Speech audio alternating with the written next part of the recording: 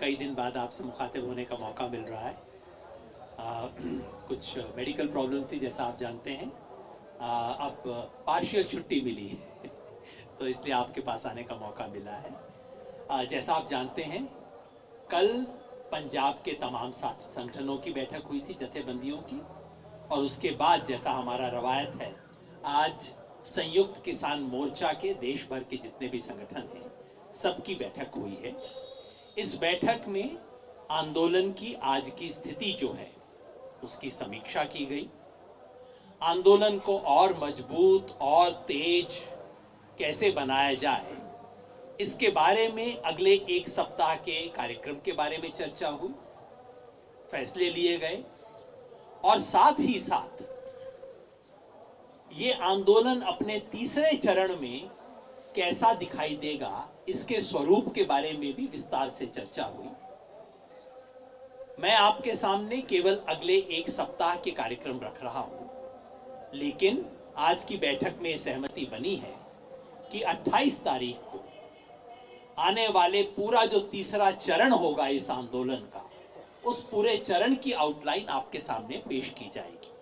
तो 28 तारीख को, 28 फरवरी को ऐसी मीटिंग के बाद आंदोलन का तीसरा चरण जो होगा, पहला चरण 26 जनवरी तक था, दूसरा जब दबाने की कोशिश हुई तो आंदोलन फैल गया, और ये जो पिछले महीने से चल रहा है वो आप देख रहे हैं। तीसरा चरण कैसा होगा उसकी पूरी आउटलाइन आपके सामने 28 तारीख को रखी जाएगी। इस बीच 4 कार्यक्रम हमने तय किए हैं। 23 तारीख, जैसा आप जानते हैं, परसों अजीत सिंह जी, पगड़ी समाज जट्टा वाले अजीत सिंह जी, भगत सिंह जी के चाचा जी अजीत सिंह जी, उनकी जयंती है। और 22 तारीख स्वामी सहजानंद सरस्वती, देश के किसान आंदोलन के महान नेता, उनकी जयंती है। तो दोनों को जोड़ के 23 तारीख को पगड़ी संभाल दिवस, ये पगड़ी जो किसान की इज्जत का प्रतीक है, और उसके दिवस के रूप में पूरे देश में मनाया जाएगा। इन दोनों नेताओं को, इस आंदोलन की विरासत को याद किया जाएगा, और उसके प्रतीक स्वरूप सब किसान सब मंच पर अपने अपने इलाके की अपने अपने तरह की पगड़ी पहनेंगे। 24 तारीख को दमन विरोधी दिवस के रूप में मनाया जाएगा। हमारे साथी बंगू जी यहाँ पे हैं, आप ज्यादा डिटेल्स बताएंगे। जैसा आप जानते हैं, इस आंदोलन के खिलाफ सरकार ने हर तरह के दमन की तिकड़म, हर तरह की हरकत, हर तरह की शरारत, हर तरह की बदमाशी शुरू कर दी है। चाहे वो लोगों की गिरफ्तारी हो, डिटेंशन हो, FIR हो, यहाँ पे चारों सिंगो बॉर्डर पे आने वाली चारों तरफ की गलियों को रोकना, जैसे इंटरनेशनल बॉर्डर बना रखा है इन्होंने। तो यहाँ पे आप सबने खुद एक्सपीरियंस किया होगा यहाँ आते हुए। तो इसके बारे में दमन विरोधी दिवस 24 तारीख को मनाया जाएगा, जिसमें देश भर में राष्ट्रपति के नाम ज्ञापन देंगे किसान, और कहेंगे कि आप संविधान के रक्षक हो, कम से कम इतना न्यूनतम तो देश का संविधान मुझे देता है, उसको क्यों वॉयलेट किया जा रहा है। 26 तारीख को युवा किसान दिवस मना रहे हैं, और 26 तारीख को सारे हमारे स्टेज, जैसा 18 जनवरी को हमने किया था, सारे स्टेज महिलाओं को दे दिए थे, उसी तरह से 26 तारीख को हमारे सारे स्टेज युवा किसान साथियों के नाम होंगे। तमाम जथेबंदियों के जो युवा साथी हैं वो वहां आएंगे, और वो इस युवा किसान दिवस को एक अपनी दिशा देंगे। 27 तारीख, 26 तारीख मैं याद दिला दूं, 26 तारीख को हमारे 3 महीने यहाँ पूरे हो रहे हैं, तो वो एक अवसर है जिसलिए हम युवाओं को आगे की बागडोर संभाल रहे हैं। 27 तारीख को, 27 फरवरी को 2 विशेष अवसर हैं। गुरु रविदास जयंती है, और साथ में चंद्रशेखर आजाद की शहादत का दिवस है। तो उस दिन मजदूर किसान एकता दिवस के रूप में मनाते हुए हम जो उस विचार की धार थी, आप देखें चंद्रशेखर आजाद से लेके जो मजदूर किसान के खिलाफ कॉरपोरेट आज खड़ा हुआ है, उसका मुकाबला करने के लिए मजदूर किसान दिवस के रूप में मनाएंगे। और ये वो दिन है जबकि हम कॉल दे रहे हैं चारों तरफ से, पंजाब में, हरियाणा में, यूपी में, राजस्थान में, सब तरफ हम कॉल दे रहे हैं कि ये जो हमारे मोर्चे हैं इनको और मजबूत करना है। सब किसानों को हम कह रहे हैं आइए अपने मोर्चों को हम और मजबूत करें। तो उन्हें इनवाइट कर रहे हैं, कॉल दे रहे हैं। 27 तारीख का ये कॉल है।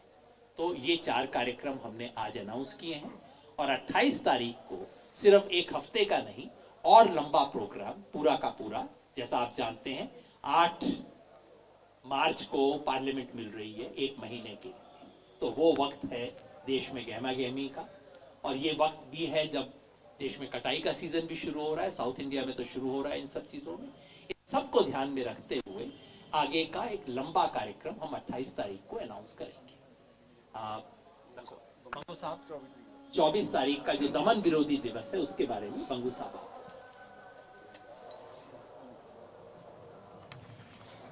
बहुत ही सत्कारयोग्य साथियों, जैसे हमारे प्रधान जी इंद्रजीत सिंह और रिस्पेक्टेड जोगिंदर यादव जी ने आपको बताया कि 26 के बाद जो घटनाक्रम हुआ वो देश विदेश ने देखा, आप लोगों ने भी देखा कि कैसा एक डीप रूटेड कॉन्स्पिरेसी के तहत एक पूरा रिप्रेशन सारे आंदोलन के ऊपर किया गया ताकि आंदोलन को साबोताज किया जाए, इसको खंडा दिया जाए।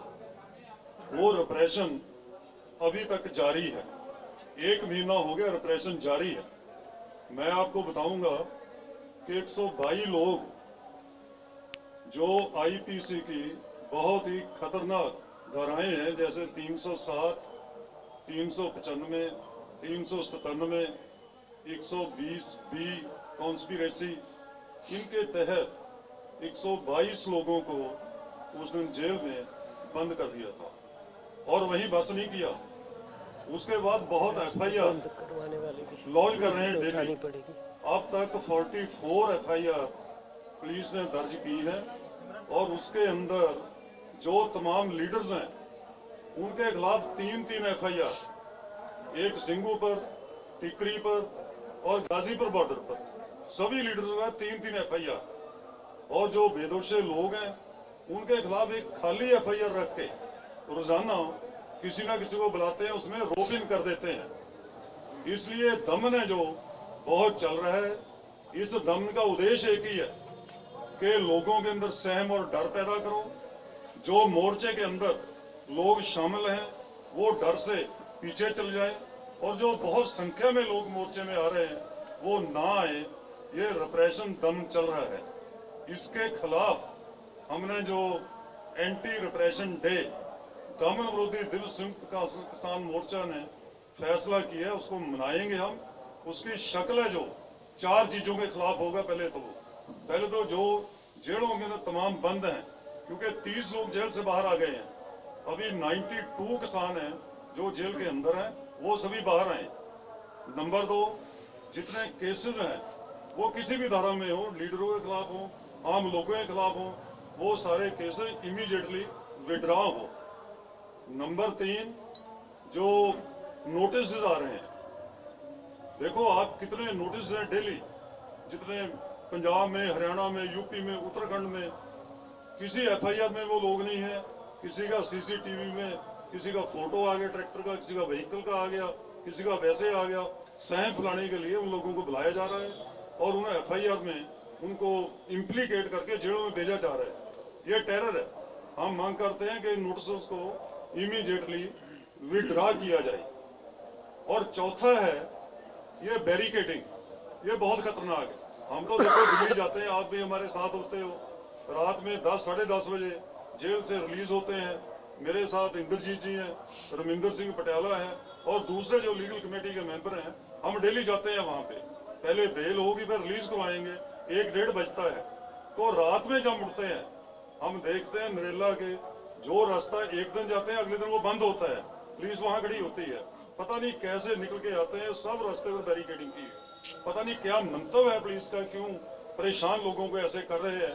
ये बहुत एक टेरराइजिंग एक्ट है, पुलिस का मीन एक्ट है। हम इसको कंडेम करते हैं स्ट्रांगली और इसके खिलाफ हमने एक रोज जो 24 को है वो डिस्ट्रिक्ट हेडक्वार्टर, तहसील हेडक्वार्टर, उनके ऊपर डेमोन्स्ट्रेशन करके एक मेमोरेंडम जिसमें हम ड्राफ्ट करेंगे, सभी मांगों होंगी, वो राष्ट्रपति को जाएगा, क्योंकि राष्ट्रपति कॉन्स्टिट्यूशनल हेड है कि ऐसा जो टेरर सैंप ला रहे हैं उसको इमीडिएटली बंद किया जाए और जो बेदोशी लोग हैं उनको परेशान ना किया जाए, जेलों से बाहर निकाला जाए। ये एक रोज हम इसको जो टेरर को रोकने के लिए लोगों के अंदर एक कॉन्फिडेंस है जो बिल्ड करने के लिए संयुक्त किसान मोर्चा की तरफ से ये प्रोग्राम लिखा है। बहुत धन्यवाद। ਹਾਂਜੀ ਪ੍ਰੈਸ ਵਾਲੇ ਸਾਥੀਓ, 26 ਤਰੀਕ ਨੂੰ ਅਸੀਂ ਨੌਜਵਾਨ ਕਿਸਾਨ ਦਿਵਸ ਮਨਾ ਰਹੇ ਹਾਂ। ਉਹਦੇ ਜਿੰਨੀਆਂ ਸਾਡੀਆਂ ਮੋਰਚੇ ਦੀਆਂ ਸਾਰੀਆਂ ਸਟੇਜਾਂ ਦੇ ਸਾਰੀਆਂ ਨੌਜਵਾਨਾਂ ਦੇ ਸਪੁਰਦ ਕਰਾਂਗੇ। ਨੌਜਵਾਨ ਉਹ ਸਟੇਜ ਦਾ ਦਿੰਨੇ ਆ। 26 ਤਰੀਕ ਨੂੰ ਵੱਧ ਚੜ ਕੇ ਆਏ ਸੀ, ਇਸ ਤਰ੍ਹਾਂ ਤੁਸੀਂ ਆਹ 26 ਤਰੀਕ ਨੂੰ ਵੀ 3 ਮਹੀਨੇ ਹੋ ਜਾਣੇ ਆ, ਉਵੇਂ ਹੀ ਤੁਸੀਂ ਵੱਧ ਚੜ ਕੇ ਆਓ ਤੇ ਸਟੇਜਾਂ ਦੇ ਉੱਪਰ ਤੁਸੀਂ ਆਪਦੇ ਪ੍ਰੋਗਰਾਮ ਦੱਸੋ, ਸਾਡੇ ਨਾਲ ਵਿਚਾਰ ਸਾਂਝੇ ਕਰੋ ਤੇ ਇਹ ਮੋਰਚੇ ਨੂੰ ਅੱਗੇ ਲਿਜਾਣ ਦੇ ਵਿੱਚ ਸਾਡੇ ਨਾਲ ਤੁਸੀਂ ਸਹਾਈ ਹੋਵੋ, ਕਿਉਂਕਿ ਇਹ ਜ਼ਮੀਨਾਂ ਤੇ ਜ਼ਮੀਰਾਂ ਦਾ ਮਸਲਾ ਇਹ ਤੁਹਾਡਾ ਹੀ ਮਸਲਾ, ਨੌਜਵਾਨਾਂ ਦਾ ਮਸਲਾ। ਤੁਸੀਂ ਸਾਨੂੰ ਕਹਿੰਦੇ ਹੋ ਵੀ ਬਜ਼ੁਰਗ ਬੈਠੇ ਮੋਰਚਾ ਚਲਾਉਂਦੇ ਹੋ, ਆਓ ਤੁਹਾਨੂੰ ਉਸ ਦਿਨ ਬਾਗਡੋਰ ਸੰਭਾਲਦੀਆਂ। ਤੁਸੀਂ ਆਪਦੇ ਚੰਗੇ ਵਿਚਾਰ ਤੇ ਚੰਗੇ ਸੁਝਾਅ ਸਾਨੂੰ ਸਟੇਜਾਂ ਤੇ ਦਿਓ, ਆਪਾਂ ਮੋਰਚੇ ਨੂੰ ਅੱਗੇ ਵਧਾ ਸਕੀਏ ਤੇ ਮੋਰਚੇ ਨੂੰ ਜਿੱਤ ਸਕੀਏ। ਧੰਨਵਾਦ ਜੀ। ਅੱਗੇ 27 ਜੀ।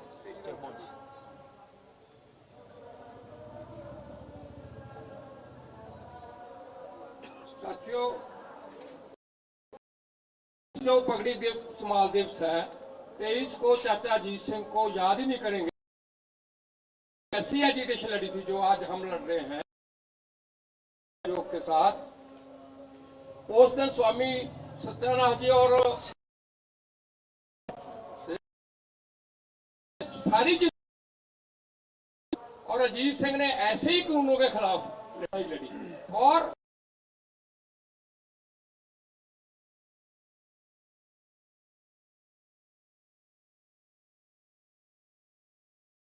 वोट दिए थे, वो भी हमारे साथ है।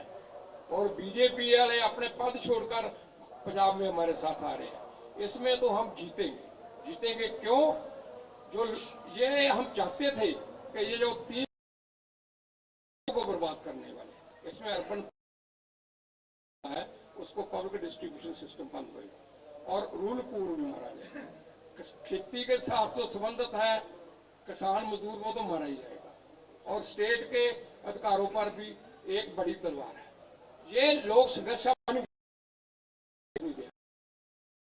हम संकल्प लेंगे उन दोनों जिन्होंने इतना संघर्ष किया, दोनों की याद में कि अब हम किसानों ने पगड़ी संभालनी है, इसको संभाले पगड़ी संभाल दिवस को और इसको और बढ़ाएंगे, जरूर जीतेंगे। इसके लिए हमको जितना ज्यादा हमदर्दी, हर तरह की मदद, सहयोग आम लोगों ने देश भर में नहीं संसार भर में, दुनिया भर में दिया है, तो हमारा उन पर बहुत मान है। लेकिन हमारे पर एक जिम्मेवारी आ गई है। जिम्मेवारी ये आ गई है कि हम अब ये संघर्ष जीत कर जाए। उससे जेल का भाई लीगल कमेटी से पता चला कि बहुत नंबर है, 7 नंबर है, 8 नंबर, 9 नंबर, बहुत जेल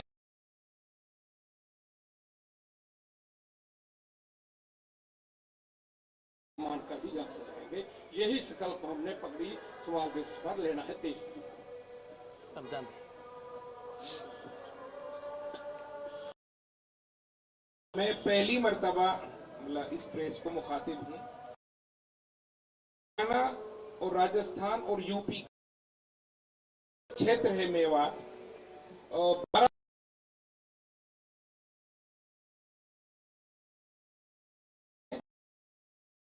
यूनियन, मेवात विकास सभा और मेवात किसान मोर्चा। और मैं कहना चाहता हूं कि जो हमारा क्षेत्र है, एक मोर्चा लगातार वहां पर लगाए हमने संयुक्त किसान मोर्चा के हर प्रोग्राम। और इतना बड़ा क्षेत्र में जैसा भी हमारे साथी जगमोहन सिंह बता रहे थे, भगत सिंह का जिक्र करते हैं, अजीत सिंह चाचा जी का जिक्र करते हैं और उसका 23 तारीख को प्रोग्राम रखा हुआ है। आज हमने तय नहीं किया लेकिन 28 तारीख को मैं मीटिंग में रखूंगा। वहां भी हसन खां मेवाती 15 मार्च 1527 को जहीरुद्दीन बाबर के खिलाफ लड़ा था और 12,000 लोगों की एक साथ शहादत पाई थी। मैं उसका वंशज हूं।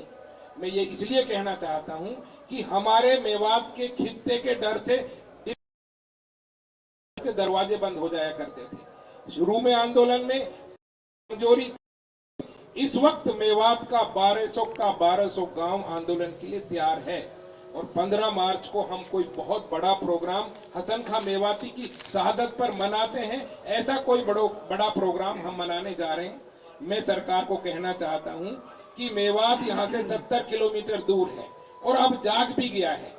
वहां की वीरता और बलिदान का इतिहास शायद आपने नहीं देखा। आप कई बार कह भी देते हैं, खास तौर पे पिछले साल में गवर्नमेंट बैठी हुई है, वो ये कहती है कि ये बाबर की औलादें। इतिहास हमारा पढ़ लीजिएगा कि हमने 15 मार्च 1527 को बाबर के खिलाफ खानवा के युद्ध में लड़ा था और भरतपुर में 12,000 लोगों के साथ शहादत दी थी।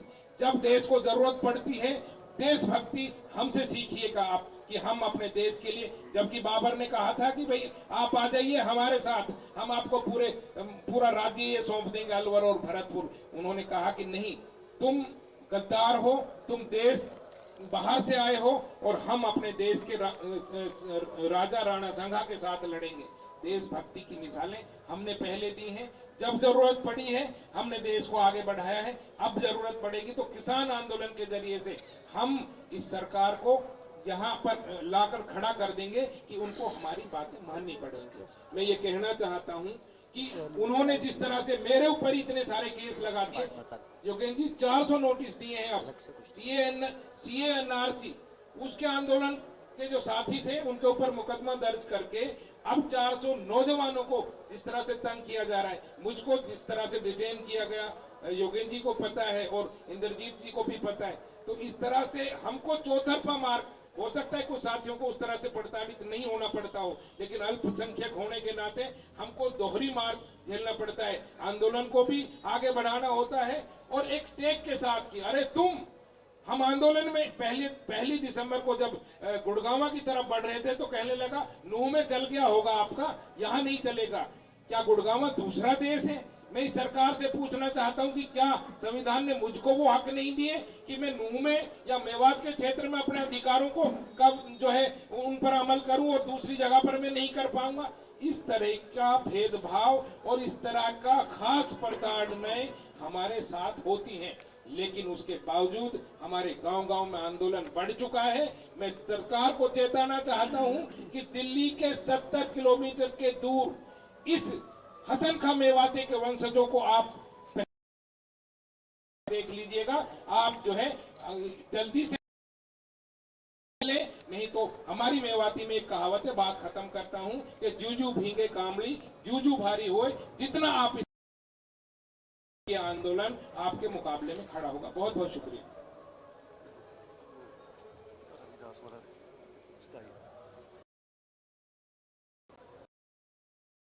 आशीष मित्तल हूं, अखिल भारतीय किसान मजदूर सभा का महासचिव। मैं आपको बताना चाहता हूं कि देश के कोने कोने में इस आंदोलन ने पिछले 3 हफ्ते में काफ़ी मजबूती पकड़ी है और हमने जो प्रोग्राम किए 14, 16 और 18 को, खासतौर से 18 के रेल रोकोन में, उसमें बंगाल में, बिहार में, उत्तर प्रदेश के अंदर, मध्य प्रदेश में, तेलंगाना में, कर्नाटका में, उड़ीसा में, महाराष्ट्र में, इन सारे प्रांतों में पहले से कहीं ज़्यादा भागीदारी के साथ रेल रोको अमल हुआ है और उसका असर गवर्नमेंट को भी स्वीकार करना पड़ा है। जो गवर्नमेंट अब तक इस सवालों पर नहीं बोलती थी उसको ये स्वीकार करना पड़ा है।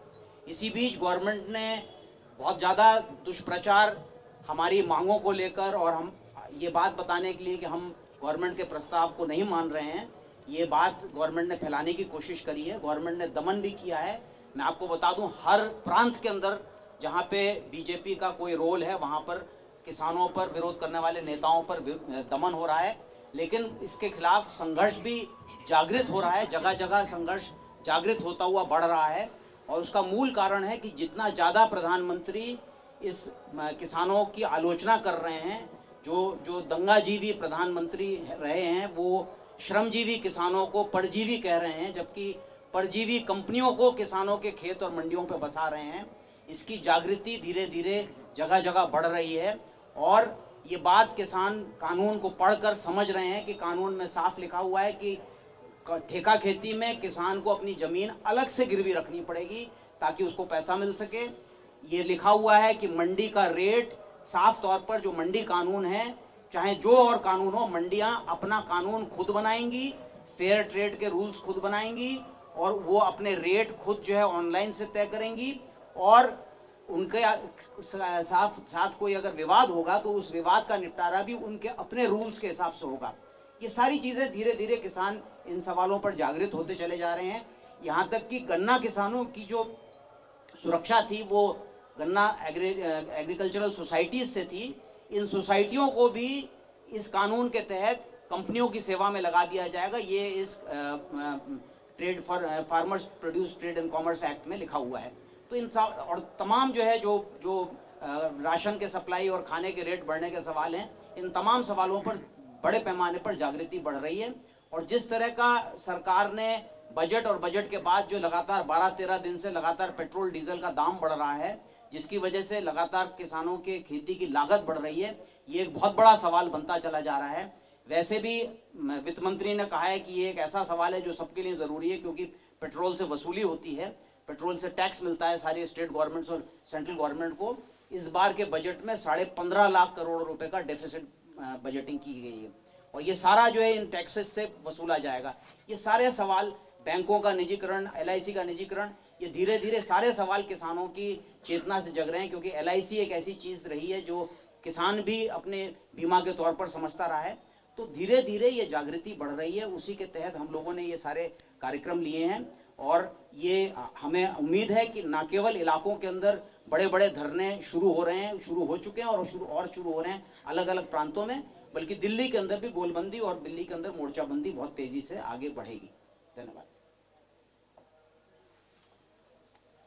मैं चौधरी जोगेंद्र घासीराम नैन, प्रदेश अध्यक्ष भारतीय किसान यूनियन, जो संयुक्त मोर्चा की तरफ से आज जो 4 डेट के फैसले लिए गए, मेरे से पूर्व वक्ताओं ने उन पर विस्तार से चर्चा कर ली है, चाहे वो 23 तारीख का है, 24 का है, 26 और 27 का हमारे बुजुर्ग साथी बताएंगे आपको उसके बारे में। जितने भी संयुक्त मोर्चा की तरफ से काल दी गई पूरे देश के अंदर, चाहे वो रोड जाम की थी, चाहे रेलवे जाम की है, उन पर किसान की तरफ से किसी भी यात्री को किसी भी तरह का कोई नुकसान ना पहुंचे, ये किसान की मंशा ना थी। किसान की इतनी ही मंशा थी कि इस 4 घंटे के चक्का जाम के दौरान सरकार को चिताया जाए कि जो पिछले 85 दिन से किसान आंदोलन में किसान अपनी मांगों को उठाने के लिए आए हैं, उन पर सरकार की तरफ से किसी भी तरह का कोई ध्यान नहीं गया। इस बात से हमारे किसानों के द्वारा 4 घंटे के अंदर रेलवे जाम का जो प्रोग्राम था उसका पूर्ण रूप से सफल रहा। खास करके हरियाणा प्रदेश के अंदर, पंजाब के अंदर, पूरे सारे देश के अंदर लंगर पानी की व्यवस्था की गई, चाय का व्यवस्था की गई, नाश्ता दिया गया। इसके अलावा किसी भी तरह का आने वाले समय में भी किसान की तरफ से कोई भी ऐसा कदम ना पीछे 26 तारीख में उठाया गया था कि सरकार की संपत्ति को किसी तरह का नुकसान हो, ना ही भविष्य में किसान की ऐसी कोई मंशा है कि कोई भी हमारे देश की जो सार्वजनिक संपत्ति है उसको किसी भी तरह से नुकसान पहुंचाया जाए। ये देश की राजधानी हमारे सभी नागरिकों की है, ये अकेले किसी एक व्यक्ति की बापोती नहीं है। किसान का इस देश की राजधानी के अंदर उतना ही अधिकार है जितना अन्य नागरिकों का है। इस देश का किसान दिल्ली के चारों तरफ पिछले 88 दिन से अपनी मांगों को मनवाने के लिए, अपनी हकों की आवाज उठाने के लिए आया था। इस देश की केंद्र की सरकार के अलावा मैं हरियाणा प्रदेश से संबंध रखता हूं, खास करके हरियाणा प्रदेश के मुख्यमंत्री, डिप्टी सीएम और कृषि मंत्री से आप सभी पत्रकार सहायकार साथियों के माध्यम से कह देना चाहता हूं कि उन्होंने इस आंदोलन को समाप्त करने के भिन्न भिन्न तरह के ओछे से ओछे हथकंडे अपनाने का काम किया, लेकिन इस किसान बिरादरी के नौजवान युवा साथियों का बहुत सहयोग रहा। इसके अंदर जो मेरी मातृशक्ति हर टोल प्लाजाज के ऊपर कई हजारों की संख्या में पहुंच रही हैं। आज भी विशेष तौर से टिकरी बॉर्डर के ऊपर कई बसें भर करके आई हैं, जो उस आंदोलन को समाप्त करने का सरकार के द्वारा प्रयास किया जा रहा था। ये आंदोलन ज्यों ज्यों लंबा खींचता गया, त्यों त्यों ये मजबूती पकड़ता जा रहा है। पूरे देश के अलावा अन्य देशों के अंदर भी हमारे इस आंदोलन से जागृति आई है। पूरे देश के अंदर, विदेशों के अंदर भी हजारों की संख्या में ट्रैक्टर ट्रॉलियों को जो निकाला गया है, इससे हमारा आंदोलन मजबूत हुआ है। आने वाली जो 26 तारीख का दिन है वो विशेष करके युवा साथियों, मेरे से पूर्व वक्ताओं ने बता दिया, लंबा ना मैं करूंगा, उससे सारा स्टेज नौजवान युवा साथियों को दिया जाएगा। उस पर पूरे नौजवानों की जो ऊर्जा है, मैं यहाँ तक भी कहना चाहूँगा कि सरकार कहती है कि आने वाला समय फसल का होगा, किसान साथी अपने फसल में लगेंगे। मैं आप सबके माध्यम से नौजवान युवा साथियों से अपील भी करना चाहूँगा, पढ़ाई का समय है, वो नौजवान युवा साथी यहाँ आकर के अपनी पढ़ाई जारी रखें और जो हमारे किसान साथी फसल का काम करेंगे वो अपना फसल का काम यहाँ हाजिरी मजबूती से बनी रहे। मेरी विशेष तौर से जो मेरी मातृ शक्ति है उनसे भी अपील है कि वो इस आंदोलन में जो फसल का समय है ज़्यादा से ज़्यादा संख्या में यहाँ आती रहे, मजबूती प्रदान करती रहे। मैं इतना ही कहना चाहूँगा। जय जवान जय किसान। मेरे पत्रकार साथियों, मेरा नाम डॉक्टर अशोक ढबड़े, अखिल भारतीय किसान सभा का मैं राष्ट्रीय अध्यक्ष हूँ और खुद महाराष्ट्र से आता हूँ। सबसे पहली बात, ये पिछले एक हफ्ते में ये किसान आंदोलन का जो राजनीतिक नतीजा है ये पूरे देश के सामने आज खुलकर सामने आया है।